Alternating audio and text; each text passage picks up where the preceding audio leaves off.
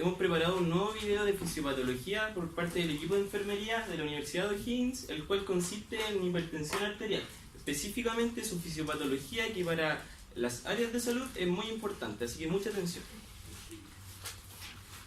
Bueno, presentándolo, mi nombre es Camila Araya, junto a mi compañera Josefa Calderón. Vamos a hablar un poco de lo que es la hipertensión arterial en sus puntos más importantes. Ahora, relacionándolo un poco con los temas que nosotros habíamos visto el semestre pasado de fisiología y biofísica, lo principal que nosotros vamos a encontrar dentro de la fisiología cardiovascular, que va a ser atingente a este tema, va a ser sobre la presión arterial. Sabemos que la presión arterial es la fuerza que se ejerce sobre las paredes de los vasos sanguíneos. Ahora, la presión arterial vamos a ver que va a estar controlada por el gasto cardíaco y la resistencia periférica total. ¿Qué es lo que va? Hay estudios, evidencia que lo que van a decir es que ninguno de estos lo va a controlar de manera absoluta, ya que estos a su vez van a estar determinados por otros factores que van a generar un círculo en donde van a interactuar muchos mecanismos, ya sea de regulación, de control, y que van a determinar. Por ejemplo, sabemos que el gasto cardíaco es la cantidad de sangre que se libera del ventrículo en un minuto a grandes rasgos. Este va a estar determinado por la frecuencia cardíaca y la fuerza de contracción, en función del retorno venoso. ¿Ya? Ahora, por otro lado, vamos a ver que la resistencia periférica total va a depender de la actividad contráctil y dilatadora arterial, de las arteriolas principalmente, y del sistema renina-angiotensina-aldosterona que vamos a explicar posteriormente. Ahora, la presión arterial se va a subdividir en tres que son las que nosotros vamos a medir principalmente en control de signos vitales, que es lo que hace enfermería. Sistólica, diastólica y presión arterial media. ¿Alguien me puede explicar cuál es la presión sistólica? La sistólica es la primera contracción que se hace en el momento de la audición, ¿no? Claro, en la contracción. ¿Cómo lo explicarías tú si yo, por ejemplo, no sé y quiero saber qué es la presión sistólica? Es la primera presión que existe en el momento que se contrae, en este caso el ventrículo, que hace la salida de la salida de la sangre del corazón. Perfecto. Y ahora si nosotros lo llevamos a la forma en cómo lo medimos, ¿sería el valor máximo o el valor mínimo? Máximo. ¿El valor máximo entre qué? Los latidos del corazón. A grandes rasgos lo podríamos definir como eso. Y la presión diastólica es lo contrario, la presión mínima entre los latidos del corazón. ¿Y la presión media? ¿La presión arterial media? ¿Cómo lo? Es muy sencillo, es muy... La PAM creo que es como el promedio de ambos números y a la vez significa como la cantidad de... como determina el flujo de sangre de los órganos nobles en este caso, como los principales que se encuentran en el torso. Perfecto. Ahora, vamos a ver que la presión arterial vamos a ver que va a estar regulada por mecanismos a corto, a mediano y a largo plazo. ¿Ya? ¿Qué hablamos por corto plazo? Un minuto. Los tres principales van a ser los barroreceptores, los quimiorreceptores y la respuesta isquémica. Los barroreceptores sabemos que son receptores mecánicos, por lo tanto, ¿qué es lo que van a medir? Es el estiramiento del vaso sanguíneo. Cuando tenemos una presión alta, ¿qué es lo que va a generar? Un aumento del estiramiento del vaso sanguíneo. Por lo tanto, estos barroreceptores van a captar esa señal y la van a enviar al centro vasomotor, que va a generar la señal de respuesta de una vasodilatación disminuyendo la presión arterial. Por otro lado, la respuesta isquémica y los quimiorreceptores van a ser en respuesta a una disminución de la presión arterial. Por ejemplo, en los quimiorreceptores vamos a ver que estos van a ser localizados, van a estar muy cercanos a los barroreceptores, van a tener como la misma función como espacial, digámosle así. Sin embargo, los quimiorreceptores van a detectar las disminuciones de los niveles de oxígeno en la sangre. Como vamos a tener, como lo asociamos a la disminución de la presión arterial también vamos a saber que está relacionada con la disminución de la presión arterial con la disminución de la volemia. Por lo tanto, en un caso en donde tenemos una volemia disminuida, vamos a tener menores niveles de oxígeno en la sangre en respuesta, en comparación a una volemia normal. Y eso va a ser lo que va a censar el quimiorreceptor. Ahora, para ir avanzando un poco más rápido, a mediano plazo vamos a tener el sistema renina-angiotensina, que aquí me quiero detener un poco y no sé si es que lo vamos a poder, si es que se va a ver acá.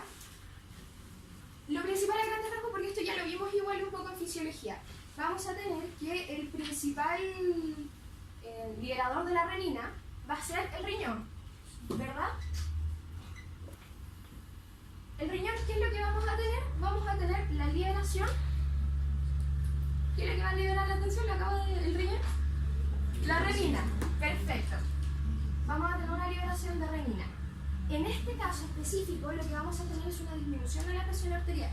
Una disminución de la presión arterial con un asociado disminución del flujo sanguíneo. Entonces, disminución de presión arterial. Cuando nosotros tenemos la liberación de la renina va a ser el factor limitante de la liberación de la angiotensina 2. Si es que no se ve, como tienen que subir esto. De la angiotensina 2. Y la angiotensina 2 lo que va a generar va a ser un aumento de la actividad noradrenérgica periférica, va a ser también un factor de liberación de catecolamina que va a generar la vasoconstricción. ¿Ya? Cuando nosotros tenemos esta vasoconstricción a nivel arterial, además se va a liberar la aldosterona,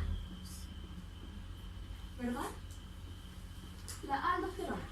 Entonces, ¿qué es lo que va a generar la aldosterona? A través de la liberación de la aldosterona es que nosotros vamos a generar la vasoconstricción. ¿Ya? ¿Qué es la otra cosa? Que es lo que va a hacer la aldosterona? Va a aumentar la volemia y va a aumentar la presión arterial. ¿Y cómo es que vamos a aumentar la volemia? Porque la aldosterona va a estimular la liberación de agua y la excreción de agua y excreción de sal. Entonces, así es como tenemos nuestro sistema que nos va a regular aumentando la presión arterial. ¿Ya? Ahora, otra de las regulaciones a mediano plazo va a ser la relajación de vasculatura por estrés. Básicamente es la relajación del vaso sanguíneo en aumentos de presión. ¿Ya? Por otro lado tenemos el desplazamiento de líquido. Esto también es sencillo de comprender. Cuando tenemos un aumento de la presión arterial, tenemos un aumento de volemia, por lo tanto vamos a tener mayor resistencia en la pared de los vasos sanguíneos. Si tenemos mucho líquido dentro del vaso sanguíneo, ¿qué es lo que va a pasar? Estos líquidos se van a desplazar hacia los tejidos. Y viceversa también, si tenemos una disminución de la volemia, tenemos poco líquido dentro del vaso sanguíneo, el líquido del tejido va a pasar al vaso sanguíneo aumentando la presión arterial. Ahora, a largo plazo, tenemos el sistema de líquido renal corporal, que básicamente es una regulación de la presión arterial por cambios en el volumen. Aquí es donde nosotros vamos a encontrar los procesos de natriuresis y diuresis por presión. ¿Ya? Ahí cerrando esta parte.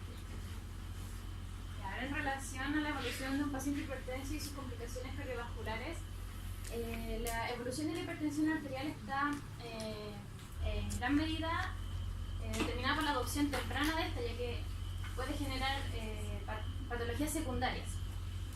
Al no tener un tratamiento, se pueden generar complicaciones en el corazón, en los vasos sanguíneos, en los riñones, en el cerebro y en los ojos. El daño en las arterias es por la hipertensión arterial genera un aumento en la presión de la sangre que pasa por las arterias. Entonces se puede generar las arterias dañadas y estrechas, en donde la hipertensión arterial puede dañar las células del revestimiento interno de las arterias, y cuando pasa la grasa de los alimentos, se pueden acumular en estas arterias dañadas. Aneurisma.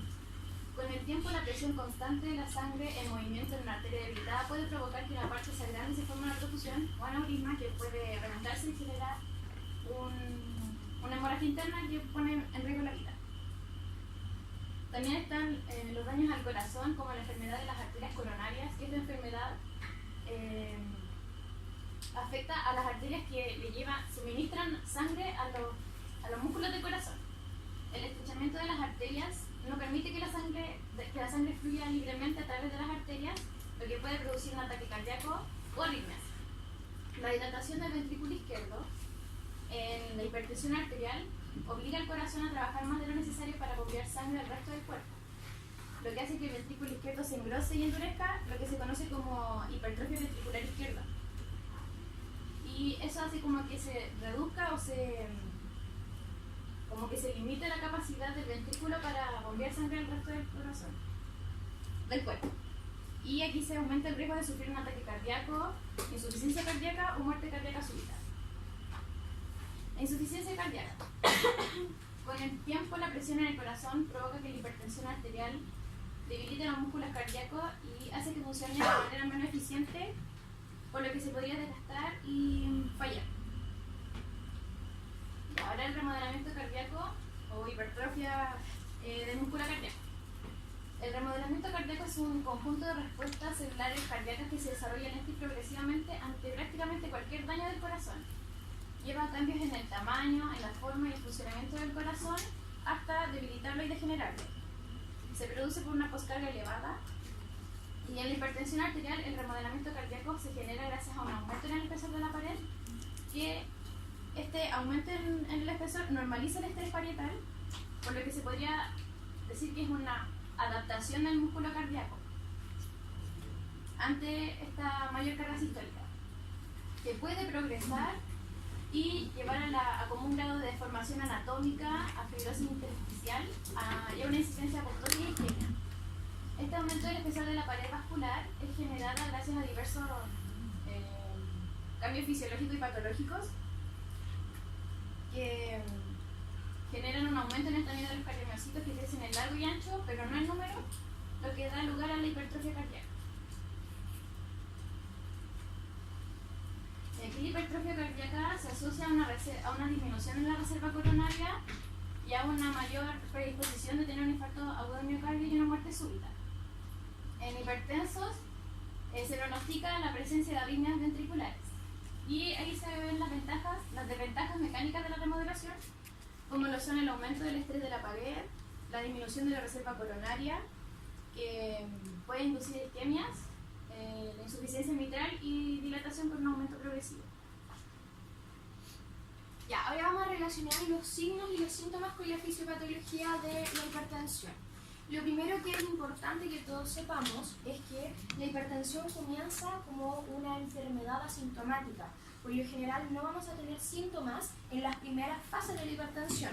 Sin embargo, esta enfermedad asintomática puede llevar en su evolución a complicaciones de órganos dianas con riesgo cardiovascular. Ahora, ¿cómo es que nosotros vamos a entender esto? Nosotros vamos a entenderlo desde el punto de vista de que la hipertensión es una patología multisistémica. Va a afectar al sistema cardiovascular, al neuroendocrino y al sistema renal principalmente. Por lo tanto, todas las complicaciones que nosotros tengamos en estos sistemas puede deberse a una hipertensión arterial de base, ¿ya? Ahora, lo vamos a dividir en tres grandes grupos, ¿ya? En el primero vamos a tener la benigna simple o ligera y complicada de moderada. Lo vamos a juntar, ¿por qué? Porque tienen las características en común, es que el paciente que llega con este tipo de, o en esta etapa de hipertensión, va a generar cefalea, zumbido en los oídos, mareos, calambre en extremidades y llamaradas de calor, que es lo que ellos refieren, ¿ya? Ahora, por lo general son habituales las cifras de 180 a 160 de máximo y de 100 con 110 de mínimo. Nosotros ya sabemos cuáles son los rangos de la hipertensión en la medida de signos vitales. Por lo tanto, sabemos cuáles son la hipertensión aislada y cuáles son la más común, que vendría siendo esta en la primera fase, ¿ya? Ahora vamos a pasar a una severa, que aquí es cuando nosotros empezamos a generar la complicación en el órgano diana, ¿ya? Tenemos principalmente una presión arterial media alterada, un flujo renal disminuido. Sin embargo, a pesar de que tenemos el flujo renal disminuido, podemos tener una filtración glomerular y un gasto cardíaco sin alteraciones, ¿ya? Pero lo que sí nos tenemos que fijar siempre en la resistencia periférica, total, que esa siempre va a estar aumentada y después vamos a explicar un poco a lo que se refiere. Ahora, aquí ya vemos que no hay excreción de sal ni agua sin la presión elevada. O sea, la presión elevada nos va a hacer que nosotros excretemos agua, ¿ya? Ahora, si pasamos a la maligna, ya aquí es donde nosotros tenemos las complicaciones que nos pueden llevar a la muerte, porque son manifestaciones encefálicas, cardíacas y renales, ¿ya? Es de rápida evolución y probablemente una persona que muera con una hipertensión maligna de base es porque murió a lo mejor por un edema pulmonar, por una insuficiencia cardíaca o por una uremia progresiva, ¿ya? Ahora, en la hipertensión arterial es lo que nosotros le decíamos. Lo que va a ser como la definición física de la hipertensión va a ser la resistencia vascular periférica aumentada. ¿Ya? Eso es lo que nosotros vamos a tomar como principal definición o entendimiento de la hipertensión. ¿Qué es lo que vamos a tener como protagonista acá? Son los vasos arteriales. Las arterias principalmente van a ser nuestros protagonistas dentro de la hipertensión. Ahora, van a haber anormalidades de las arterias que en muchas evidencias van a decir que han sido cambios adaptativos como en la evolución del ser humano. Sin embargo, hay anomalías de los vasos, de las arterias que podrían explicar por sí mismas la hipertensión arterial. Sin embargo, hoy en día la evidencia demuestra que no solamente es eso lo que lo va a originar, sino que van a haber otras causas que van a interactuar para generar esto. Ahora vamos a hablar un poco de la génesis de la hipertensión. Lo que tenemos acá es la posible relación entre la presión arterial y la estructura vascular. Tenemos dos modelos, el modelo clásico y el modelo modificado. En el modelo clásico vamos a tener que hay una alteración inicial que va a aumentar el eje neuromoral, ¿ya? Este aumento en el eje neuromoral nos va a aumentar la presión arterial y va a generar un daño en la estructura vascular. Y así es como se va a ir regulando.